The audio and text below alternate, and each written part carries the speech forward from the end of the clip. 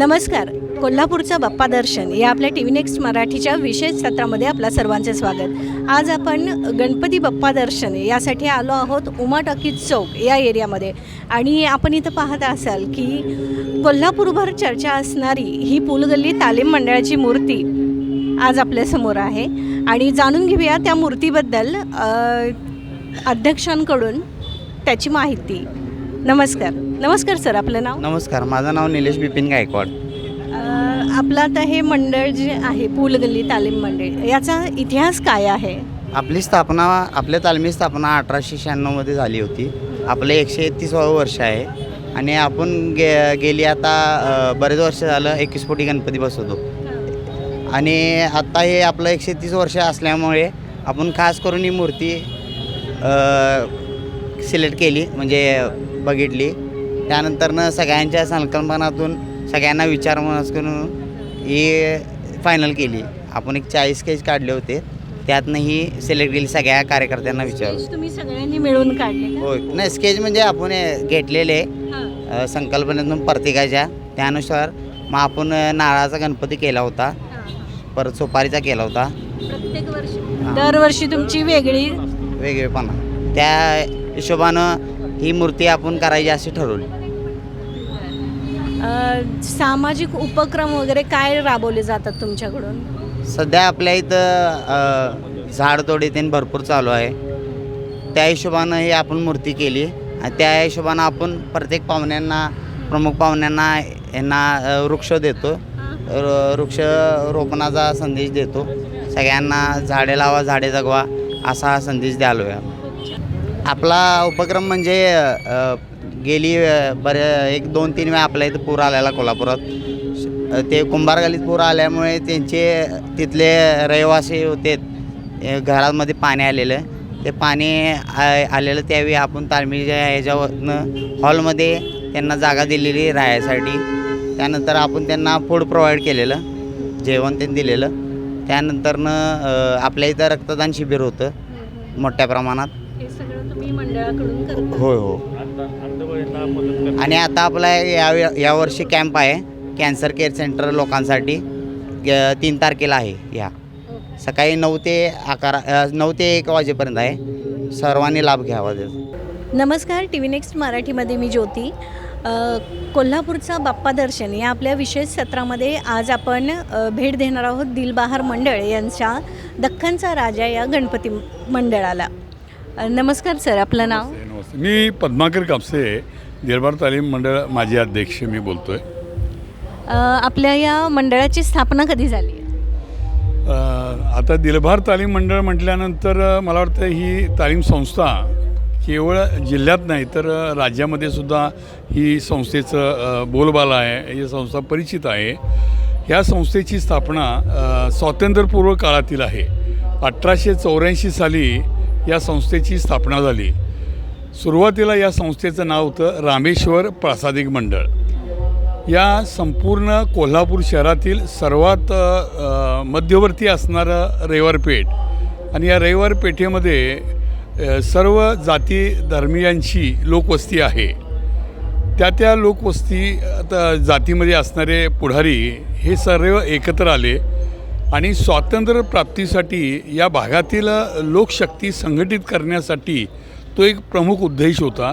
आणि त्याचप्रमाणे एखाद्या संस्थेच्या वतीने या भागातील तरुण युवकांना एक व्यायामशाळा उपलब्ध करून द्यावी, तरुण पिढी निर्व्यसनी बनावी, राष्ट्रकर्तव्य त्यांनी पार पाडावं, अशा अर्थानं एक संस्था असावी म्हणून त्यांनी एका संस्थेची स्थापना झाली. संस्थेचं नाव होतं रामेश्वर प्रासादिक मंडळ. पण कालांतरानं त्या मंडळाचं नाव दिलबहार तालीम मंडळ असं झालेलं आहे. दिलबहार तालीम मंडळाच्या वतीनं संपूर्ण वर्षभर वेगवेगळे उपक्रम साजरे केले जातात. पण या संस्थेच्या वतीनं गणेशोत्सव जो आता या निमित्तानं तुम्ही इथं आलेला आहात, तो गणेशोत्सव एक धर्मोत्सव आणि एक लोकोत्सव म्हणून साजरा केला जातो. यंदाचं दिलबहार तालीम मंडळाचं हे 141 वर्ष आहे. आणि सन 2004 साली दिलबहार तालीम संस्थेला 125 वर्ष पूर्ण झाली.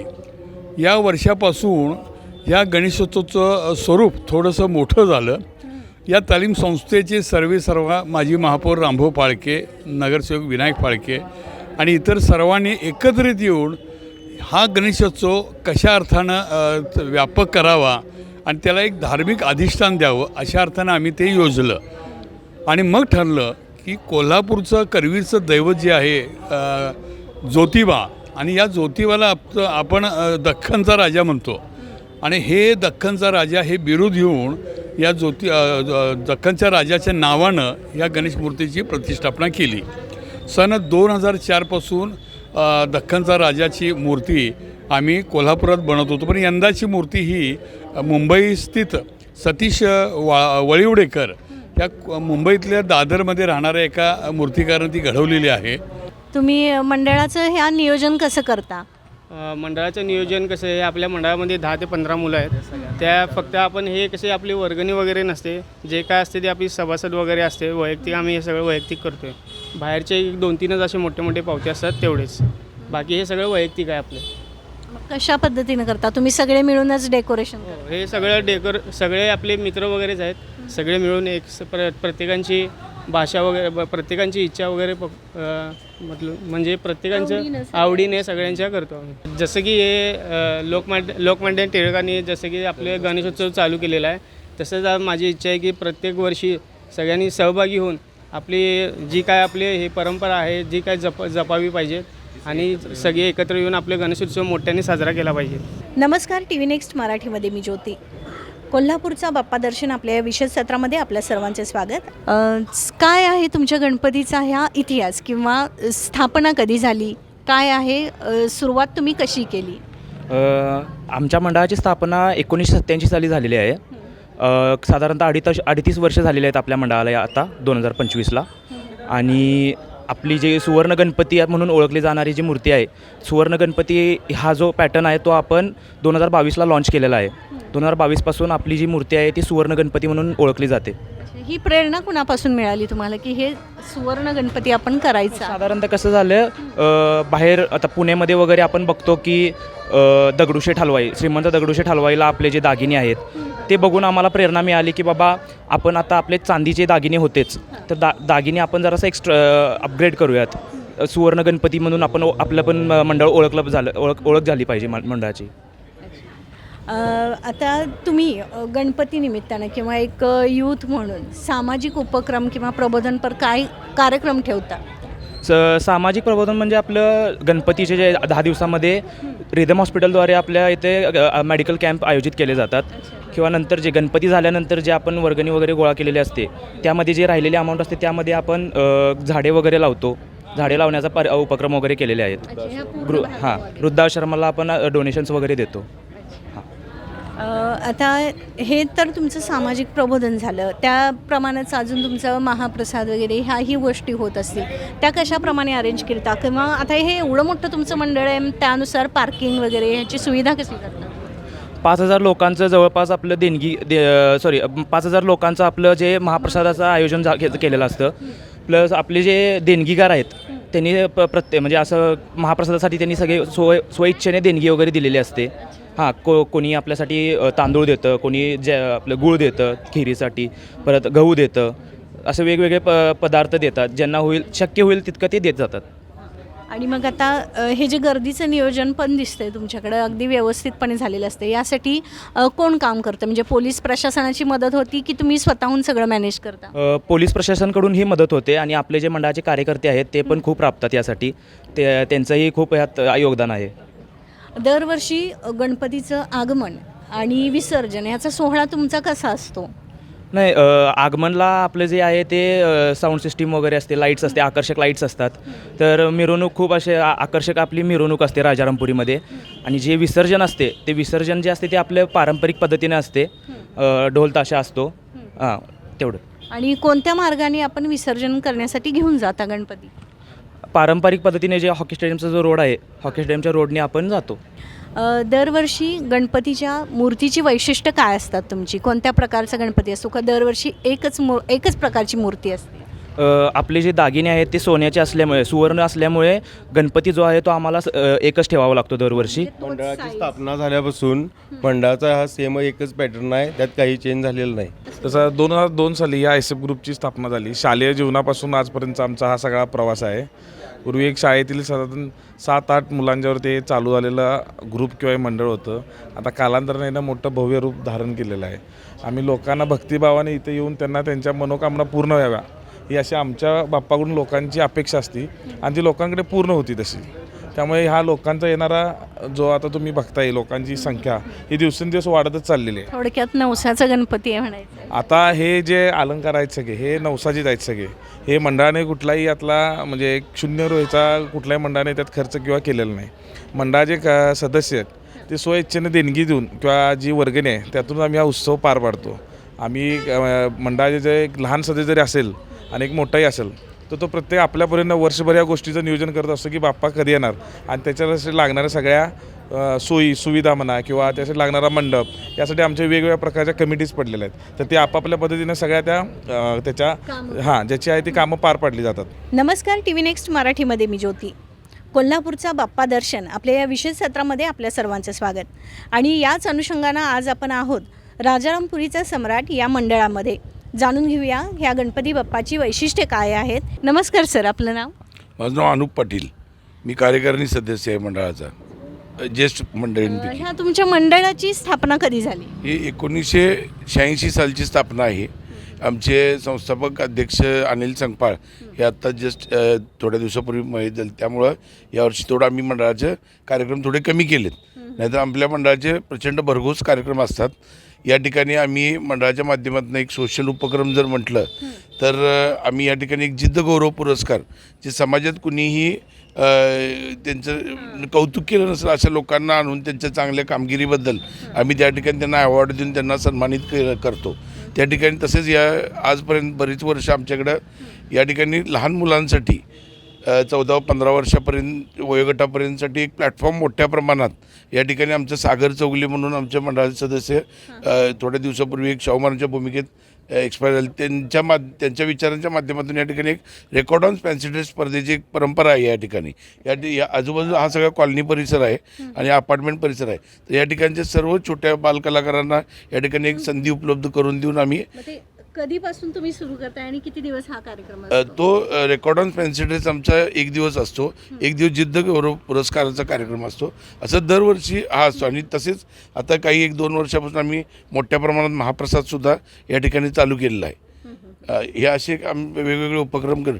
1 वर्ष आम्ही काही मुलांना दत्तकसुद्धा घेतलं होतं मंडळातर्फे. त्यांचा शैक्षणिक खर्च आम्ही मंडळाच्या माध्यमातून आम्ही उचलला होता. तो खूपच छान तुमचं सामाजिक कार्य आहे. काय आहे तुमच्या बाप्पाची वैशिष्ट्य? म्हणजे दरवर्षी मूर्ती कशी असते किंवा काही त्या मूर्तीच्या संदर्भातनं सामाजिक संदेश देण्याचा वगैरे प्रयत्न असतो का? आमच्या मंडळाचे ह्या मूर्तीचं एक वैशिष्ट्य असं आहे, आमची गेली कित्येक वर्ष हीच मूर्ती आहे, अशीच मूर्ती आहे. आणि दागिने सगळे आमचे असे त्याचे कायमस्वरूपी आम्ही त्याचे दागिने. आपल्या मंडळाचं वैशिष्ट्य म्हणजे या ठिकाणी कुणीही प्रार्थना मनोभावे पूजा केली तर त्याचे काम झालेलं आहे. मी मंडळाचा अध्यक्ष असल्यामुळे बरेच वर्ष ते मला येऊन बऱ्याच लोकांनी कल्पना दिली की बाबा असं असं आमचं काम झालं आहे. काही लोकांनी आम्हाला सांगून या ठिकाणी दागिने केले, हे केलं. म्हणजे असा अनुभव आम्हाला आला आहे. म्हणजे या गणिताने हा नवसा बऱ्यापैकी मला लोकांच्याकडून इथल्या आजूबाजूच्या आता इथे एक नर्स आहेत जननी हॉस्पिटलमध्ये, त्यांनी येऊन वैयक्तिक मला सांगितले माझं हे काम झालं आहे आणि त्यांनी अर्पण काही चांदी केली. असं हे मंडळाचं एक माध्यमातून आपण हे केलं. आणि आम्ही दरवर्षी ही कार्यकारिणी बदलत असतो. नवीन युवक लोकांच्या हातात मंडळाचे कार्यभार पुढं देत असतो व ते लोक पुढं चांगल्या पद्धतीने चालू असतो व आम्ही सर्वजण मार्गदर्शन करत असतो या ठिकाणी. मग तुम्ही सामाजिक संदेश काय देण्याचा प्रयत्न करता? माझा सामाजिक संदेश हाच आहे की आज मी माझ्या घरी एक गणेश उत्सवामध्ये एक देखावा केला होता. ते हद्दवाढीवर कोल्हापूर शहराची हद्दवाढ व्हावी यासाठी मी माझ्या घरच्या गणपतीच्या ठिकाणी मी एक मोठा देखावा केला. तुम्हाला 2 मिनटं दाखवीन पण आता अजून मी ठेवला आहे तो उद्या. हां घेतलं ना. तर ते तसा कार्यक्रम ते जे कोल्हापूर शहराची हद्दवाढ होऊन आपलं कोल्हापूर शहर मोठ्या प्रमाणात डेव्हलप व्हावं अशी मी ईश्वरचरणी प्रार्थना करतो. आणि हा संदेश देतो लोकप्रतिनिधींना व शासकीय अधिकाऱ्यांना की त्यांनी हे लवकरात लवकर निर्णय घेऊन आपल्या कोल्हापूर शहराचे आयसाईट सगळं बदलावं एवढंच माझी हे आहे संदेश आहे. ज्याप्रमाणे तुमचा गणपतीचं आगमन जल्लोषात होतं, मग विसर्जनाचा मार्ग कसा असतो आणि हे विसर्जन तुम्ही कशा पद्धतीनं करता? प्रथम मला सगळ्यात महत्त्वाची गोष्ट सांगू इच्छितो की आमचं मंडळ हे गेले कित्येक वर्ष या ठिकाणी गणेशोत्सव करत आहे. ह्याच्या मागे एक 8 ते 10 वर्षाच्या अगोदरपर्यंत 8 वर्ष ते 10 वर्षाच्या अगोदरपर्यंत आम्ही मुख्य मिरवणुकीला आपल्या विसर्जनला घेऊन जात होतो मिरवणूक. तर त्या ठिकाणी आम्हाला असे अनुभव आले की गावातले मोठे मोठे गणपती त्यांच्या एरियात आल्यामुळे ते पहिला आत येणे वगैरे आणि आम्हाला एकाच जागेला 8-8, 9-9 तास थांबण्याची वेळ आली आमच्यावर. तर त्यावेळेला मी निर्णय प्रथम घेतला, माझ्या मंडळानं सगळ्यांनी भूमिका घेतली की आपण आगमनाची मिरवणूक सुरू करूया. आणि राजारामपुरीतनं आम्ही पहिल्यांदा त्यावेळेस मिरवणूक काढली आणि ती पण मिरवणूक काढताना म्हणजे ते आता चुकीचं आहे जे बोलणार आहे त्यावेळेला आम्ही 16x16 टॉप लावून, म्हणजे आत्ता 2x2 टॉपची परवानगी आहे, तर त्यावेळेला आम्ही 16x16 टॉप लावून या मेंढोडून आम्ही गणेशोत्सव आणला. आणि त्यावर्षी मी आणल्यानंतर त्याच्या पुढच्या वर्षीपासून या ठिकाणी राजारामपुरी परिसरातील मंडळांना ते वाटलं की नाही आपण इकडे मुख्य मिरवणूक करायला पाहिजे आणि मग त्यानिमित्तानं सगळेजण मिरवणूक चालू. आगमन मिरवणूक ही इकडं होती. होय. किती वर्षापासून आता ही सुरू आहे? आता आगमन मिरवणूक कमी 8 ते 10 वर्ष झाली चालू आहे. राजारामपुरीतील आगमन मिरवणूक आता 8 ते 10 वर्ष चालू आहे. आणि ही सगळी मंडळ परत ह्याच्या मिरवणुकीत जात नाहीत विसर्जनच्या, ते बाहेरच्या बाहेर जाऊन विसर्जन करून येतात. काही वेळेला आम्ही मंडळाच्या माध्यमातून विसर्जनसुद्धा केलं नाही. विसर्जनाचा मार्ग कसा असतो तुमचा? आता आम्ही विसर्जनाचा मार्ग आम्ही डायरेक्ट इकडून उमाटॉकीजून दसरा नाही आता इकडे जातो आहे. पहिला नदीला जात होतो, आता इकडे संभाजीनगरला खनीला जातो. डायरेक्ट आम्ही बाहेरनं रिंग रोडनी डायरेक्ट संभाजीनगरहून इराणी खनीला जातो आपण. आता पाटील सरांनी सांगितलं की ते त्यांचं काम हे तरुण पिढीकडं सोपवतात. मग त्यांचा आदर्श घेऊन तुम्ही नवीन काय करण्याचा प्रयत्न केला? त्याने डेव्हलपमेंट आपल्याला केलं पाहिजे. जे काय आपलं सामाजिकदृष्ट्या करायचं आहे ना, म्हणजे पोरांनी म्हणजे उत्साह दाखवून आपण केलं पाहिजे. जे नेग्लेक्ट होतं आहे आत्ता, काय होतं आहे मोबाईल सोशल मीडियामुळं मुलं सगळं अडकून राहतात. त्यामुळं फक्त आपण सगळ्या मुलांमध्ये मिसळून राहिलं पाहिजे. म्हणजे थोडक्यात सोशल मिडियामुळं जो वर्ग समाजापासून दूर होत चालला आहे त्यांना एकत्र आणण्याचा तुमचा प्रयत्न आहे. नक्की. आणि ह्या वर्षी आपण म्हणजे बाकी सगळे साऊंड वगैरे लावण्यात होते, पण आपण नॉर्मली जे काय आहे ते नॉर्मल पद्धतीनं केलेलं आहे, सामाजिक पद्धतीनं आपण केलेलं आहे. या ठिकाणी काही मयत झाले आहेत, त्यामुळं आम्ही ते दुखवटा म्हणून आम्ही सर्वांना श्रद्धांजली म्हणून या ठिकाणी मंडळाचे बाकी सर्व कार्यक्रम रद्द केलेत. पण प्रसादी एक अशी गोष्ट आहे की जी सगळ्यांच्या विचारांमध्ये नाही, देवाला आपण हे करू शकत नाही, तो प्रसाद केला पाहिजे म्हणून आम्ही महाप्रसाद व पूजा तेवढा एक कार्यक्रम ठेवला आहे. बाकी यावेळेला कोणत्याही प्रकारचं वाद्य वगैरे काही आणलं नाही आणि एक याच्या पद्धतीनं आम्ही साजरा केला आहे यावेळचा गणेशोत्सव. खूप छान.